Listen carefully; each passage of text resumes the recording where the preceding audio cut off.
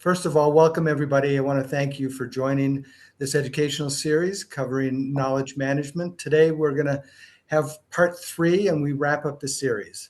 I'm Lon Hendrickson, Executive Director of the CCNG Magnet Program. And with me is Vicki Brackett, who will lead the session today.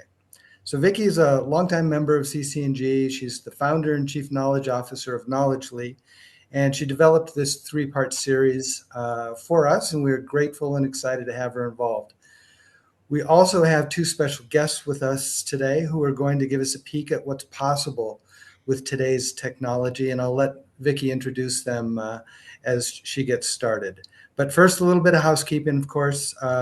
Your audio is muted, but we hope you'll turn your video on. The session is going to move quickly, but there will be time for Q&A at the end. And if you have a question, you can unmute your audio and turn on your video, and or you can post it in the chat. The session is being recorded, and you'll have access to the recording when it's posted. So now let me welcome Vicki Brackett and turn this session over to her. Well, hey, everybody. Welcome again. I'm going to share my screen. We're going to move very, very quickly today. Up until now, we've talked about the problem with knowledge. We've talked about organized chaos, knowledge maturity. We've talked about governance, ownership. We've talked about feedback loops.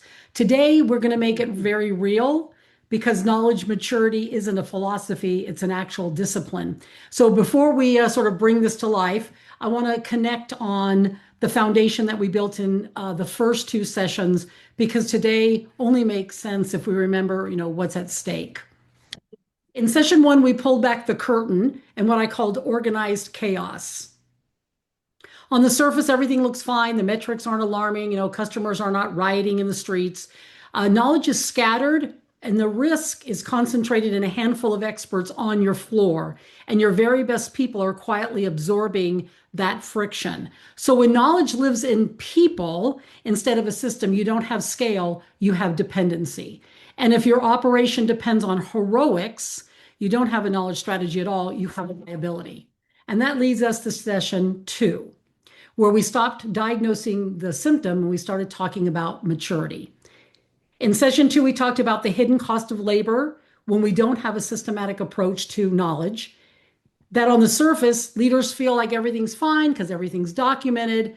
But underneath, what's really happening is all those workarounds that are costing you money. The tier 2, the SME teams, the extended nesting, retraining, the internal chats, and of course, the supervisors all coming to the rescue to help them find the knowledge. This is costing you money.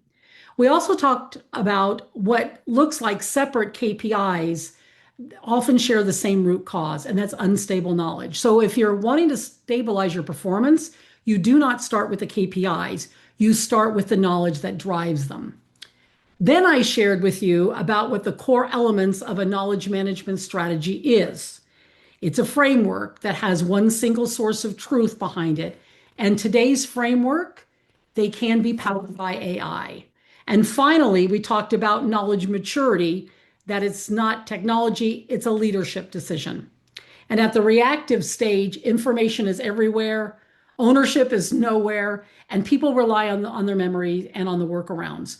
When it's structured, people feel better. The content is more organized, but it's still fragile. When it's governed, that's where maturity becomes real.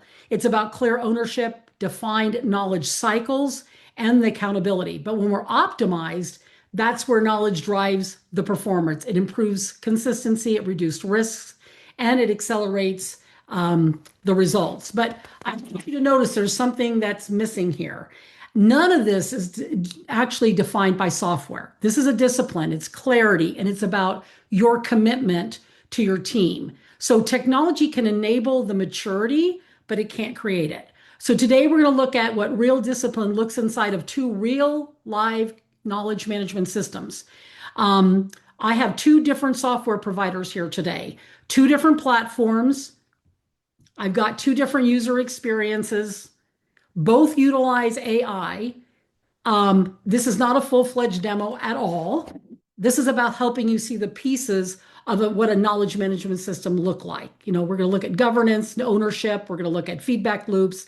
and how knowledge is actually managed inside of a system. So screen steps and procedure flow are here. First, I'll introduce both of them.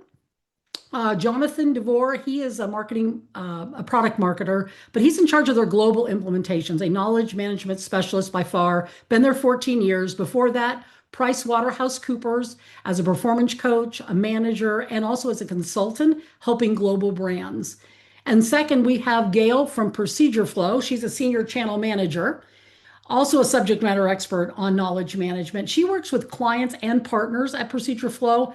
Before that, she's been there for 7 years. Before that, she was a senior manager in both operations and in human resources, very well rounded in her leadership experience.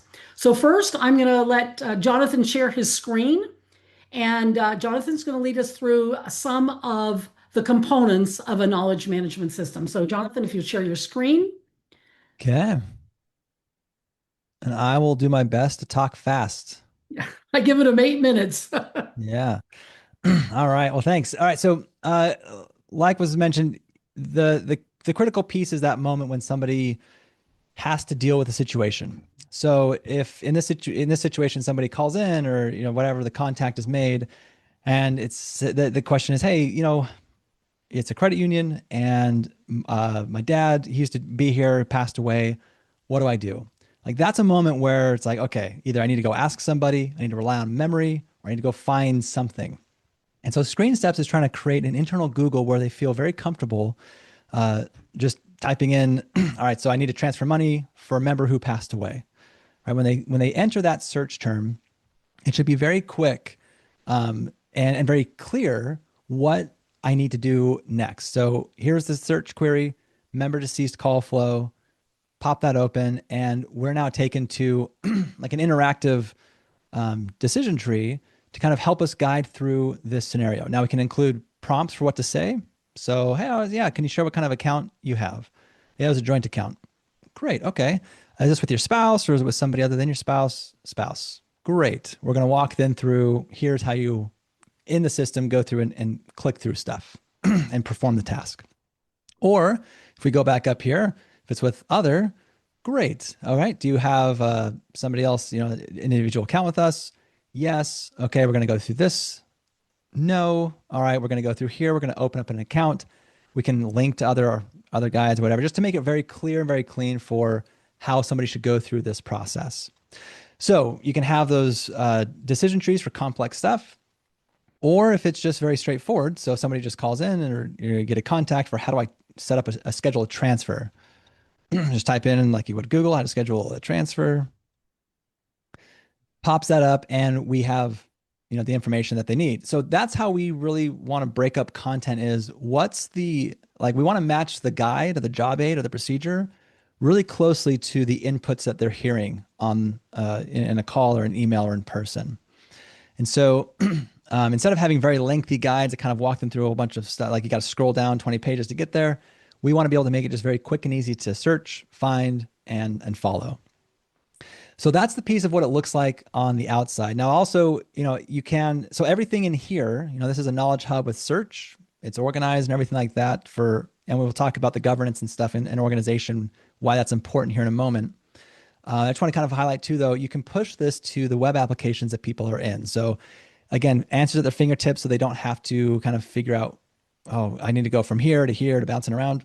If they're in a CRM or whatever web app, you can have those articles just pop up on the sidebar.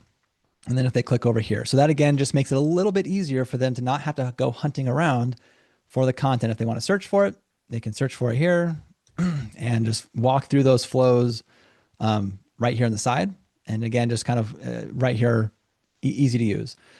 And then if they need to use chat for something, so let's say somebody just asked like, hey, what are your fees for ACH? What are the ACH fees? Now, the AI is not going to generate new content in the sense that it's going to combine policies and procedures to create something new. It's just going to help you surface the details that are in the procedure. So in this case, we have a document called ACH fees info, and here it's got that, and I can just pop this open to get that detail. So that's what the end user experience is like. We try to make it very intuitive, very common. You know, if you're familiar with searching things in Google or whatever, then that's great. Now, as far as the let's go into like the governance and the creation piece. So we'll go into the admin area of Screen Steps. And within here, you can see we can manage different content here. We have, we call them manuals. And within the manuals, you can lock these down so that only certain people can see that. Or you can make it so that only certain people can edit the content. Once you get into, let's go into here. You can also then start determining who should be assigned with a status of this needs review or needs update. If you, as far as maintaining it, managing it, just making sure that this is reviewed periodically, you can mark these off as needs certification. So every 90 days or 180 days or whatever, someone's being reminded, you got to go check this out and just make sure it's still accurate and relevant and up to date. So you can control that via permissions. You can control that with reminders. And also, well, and that's the main thing. There's lots of different levels of permissions. The other thing is that we talk about the feedback loop. So if I pull this up, schedule transfer, I'll pull this up and I read it and I realize, hey, this is actually outdated. Like this isn't matching my screens anymore. I can leave feedback and comments. And so someone's going to get the feedback and let them know that this article needs updating. Or if I do a search and I can't find something, so I'll just say, how fast do I need to go to travel back in time? We don't have anything. Oh man, we need that. I'm going to request a new job aid, and that's going to go back to our team as well. And that's all being managed here in the communication section. We can get viewer feedback. We can see what article requests are coming out. And when we make updates and tell people stuff, they will send out notifications, which we can then make them we can require them to acknowledge. And so we can see, hey, we sent an email out last week about an updated procedure. Looks like Jonathan still hasn't, let's go follow up with him again. Danielle's done it, so that's good. But that can help people, maintain accountability and up to date. The last piece I'll just quickly mention, I won't go too great into detail. When you're creating new content, so I'll just say how to create a new invoice. From here, we can do a couple of different things. I can just use some AI to record my audio of me explaining how the procedure goes. That's going to transform my audio into text into a recipe. So very clear, very concise. And that way we can take that knowledge in experts' heads and quickly get it out and put it into a format that other people can use. You can also drop in screenshots in here and annotate them like that. It's got all of it. The other piece that you can do is if you want to capture screen grabs, kind of like what Scribe will do, you can do that too. So in the browser extension, you just click record guide, type what it is, how to create an invoice. And then you just hit start recording and it's going to start going through, and every click that you make, it's going to start capturing screenshots. It's going to be recording my audio so that as I explain the procedure, the screenshots are being mapped to that. And again, that just makes it super easy for experts to be able to just keep up to date. Like things are changing, things are new. How can we just quickly build these things out and get them out to our team so they have the knowledge they need?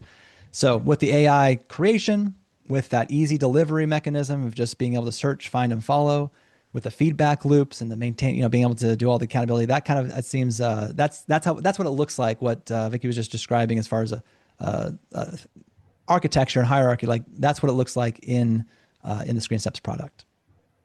And that's all. I'll end it there. I think I even went a little bit over. Vicki, you're muted. I'm looking for my stop screen share. There we go. Thank you so much, Jonathan. That was a down and dirty, very quick overview of Screen Steps. But that'll give people sort of a bird's eye view. If you've never seen anything like a knowledge management system, it sort of opens your eyes. So thank you, Jonathan. Okay, Gail, you're up. Share your screen. All that content in the time. I'll do my best. Thank you, Jonathan. Thank you, Vicki. Can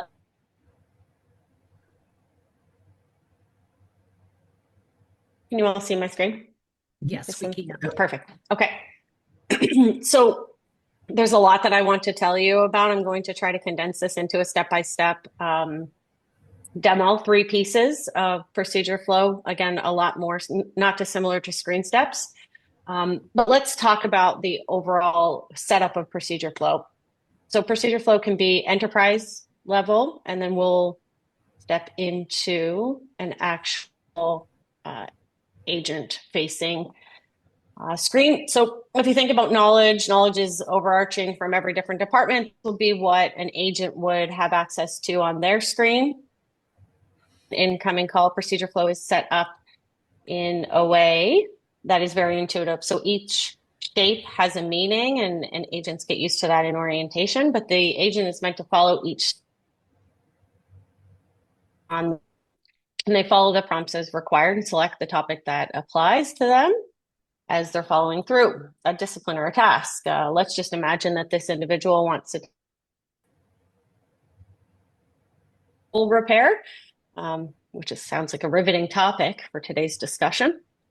But they'll see as they're drilling down that each of the steps inside a process is broken out strategically. So if you thought about this process as we're going through as a large document, could be lengthy, could be outdated, but we keep ours up to date and in this sort of format. So it's logical to follow. So they want to follow the next step, they want to find the location, and they'll go through the call as required. So again, each shape, each command has something specific that an individual will need to follow. Once they've completed the task, they know that they can go back and continue through the task from the top of the screen through breadcrumbs or through their browser in the back button. But they'll find intuitively the next step on the previous screen by the yellow glow. So that helps them walk through it. And then as they continue on, you can see that there are screenshots or GIFs, as well as the red critical shapes or those compliance issues. That's important. I want to touch base on that before we continued. But they walked through the call, they created and submitted a service request for the pothole, and then they went to end the call. And then they can complete after call work. So the great thing about procedure flow is that you can do on-call work or after-call work, all integrated with the systems that are required for them to navigate through on that call. So not just similar to ScreenSteps, just a different layout and process. The way in which we build procedure flow, adding to Vicki's point of, it's going to go through, but we take all the knowledge as it lives and breathes, and we can generate flows either with our editing canvas or with this AI tool.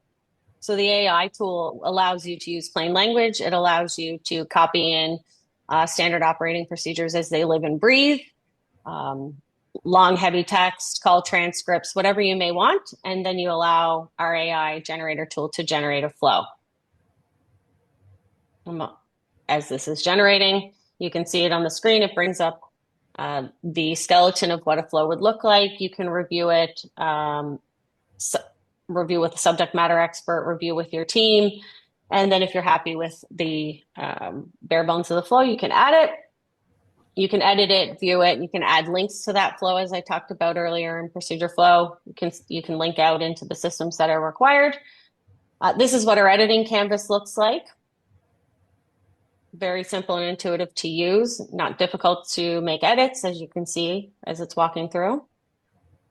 You save your edits and submit them for approval.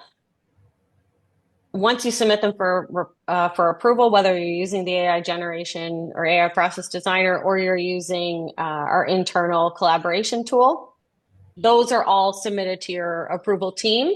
Each individual subsection that I just showed you has a team associated with those subsections. They can edit, or they can make edits inside that suggested change. They can push it out to other teammates for review, or they can then approve it. Again, not dissimilar to ScreenSteps, procedure flow has reporting on all of the edits and revisions that are made and shared with the team.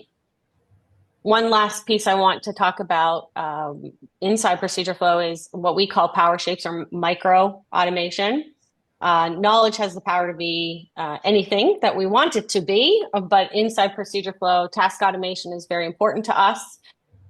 Those tasks that you see walk through on the screen can sometimes be automated and made more efficient. I just want to show you one. Let's see how procedure flow interacts with something like Salesforce inside this power shape. So you can see the agents working through, inputting a number, they're bringing up the query, they're retrieving the customer profile. They're able to put in, that they're able to pull up the record, they're able to input the fraud inquiry. They'll just put in the information that's required.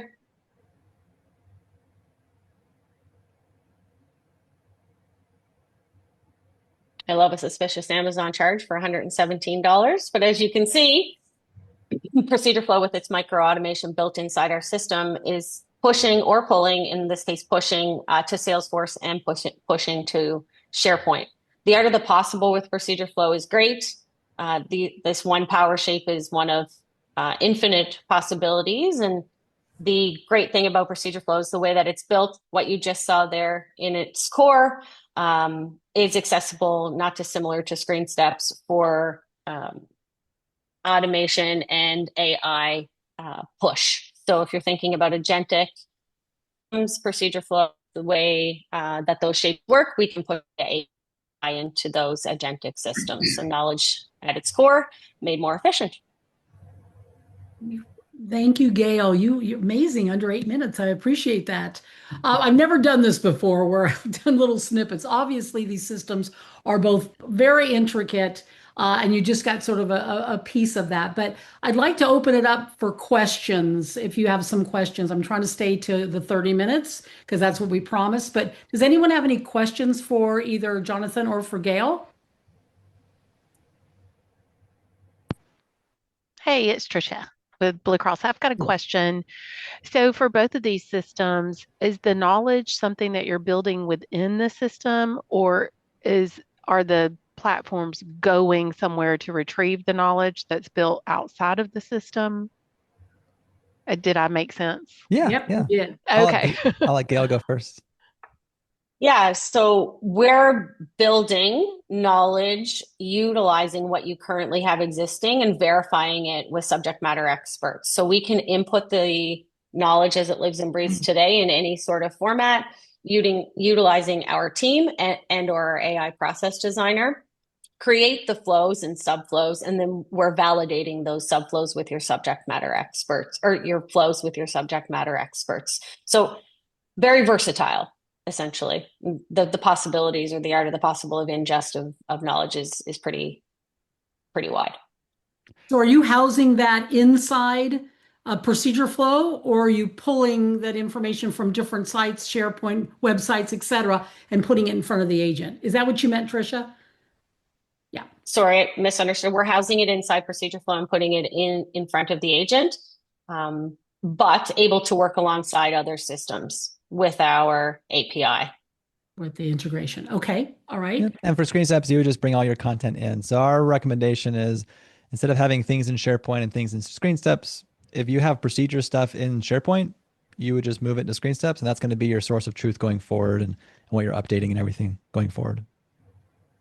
Ideally, Jonathan, we're not dissimilar. We would like to be the single source of truth as well. But again, understanding that folks want understanding that the not versatility. Yeah. Right. Yep. Okay. Anybody else? There's a chat. There's one in the meeting chat from Deborah about maintaining the security standards while protecting data integrity. And in regards to HIPAA and PHI. So screen steps is not going, we don't encourage anybody to include customer data, PHI, or patient information or anything in screen steps. The goal here is to guide somebody through another system that would be housing that, whether it's a billing system or whatever it is. So screen steps wouldn't house that data in it.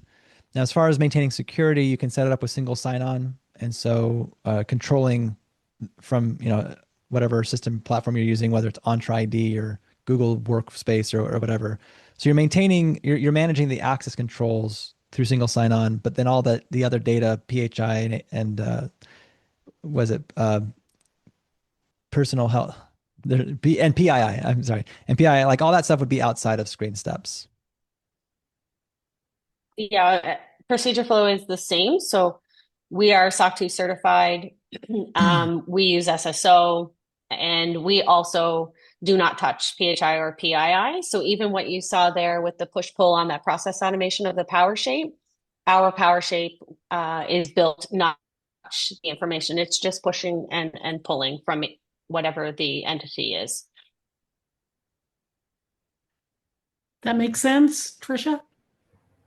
Oh, That was Deborah. That was Deborah in the chat. Thanks so much, Deb. Anybody else have a question? Let me ask a question and hope it applies to a number of people here. But so in any kind of implementation, what does the first 90 days look like? Jonathan? Yeah, so it depends on if you have existing documentation. So if you have existing documentation, the first 2 weeks is, I mean, really it'd be the first week. We have you provide all of this existing documentation to our Screen Steps team, or you can do it too. But if we work together, like the process is we take all your content and we look at it to determine, do we need to split some of this out? We get sometimes where it's like 120 pages and it's all the procedures in that one document. And we don't want to bring that into Screen Steps as just one big article, because that's not a good experience for your employees. So first thing we go through and be like, okay, which procedures are in here? Let's break those out so they're optimized for search and optimized for AI chat. So we split those out, we import them, and then we run our AI over stuff to just make it easier to follow and scan. Sometimes we'll get things that are like written like novels. And so we'll run that through to make it more like a recipe or like a decision tree. And so we run the AI over that to just optimize it. And then your team just reviews it and makes sure that it's good to go, and then they can launch it. So within 30, I mean, we've had some customers launch in 2 weeks. Just they get us all their 300 documents, we get them all in there, optimize them, and then roll it out to the team. And so that's, and then you're setting up single sign-on and kind of getting people onboarded that way, but it can be very quick. And Gail? Yeah, so this could be a 30-minute session for me, the answer of this question. One of the things that Procedure Flow does really well is implementation. We've actually gone to market with our knowledge governance framework that we utilize here at Procedure Flow. So we have a large team of implementation specialists. They follow a 7-step knowledge governance framework. And that knowledge governance framework includes a full scope of work of the project management. Efficacy is reliant on, the customer that we're working with, but we do the same as Jonathan at Screen Steps. We're looking at their existing knowledge, existing state, and prioritizing what is most important, getting that inside Procedure Flow, building out the framework, and then utilizing AI where required and utilizing subject matter experts where required to get Procedure Flow built, and then we're managing the launch and adoption of Procedure Flow as well within those first few months. So those are 2 good examples of how the initial steps might look. Vicki, I know we're getting close to the end, but does anybody have any other questions? We'll hold it a little bit later, a little bit longer, if anybody wants to get one more question in.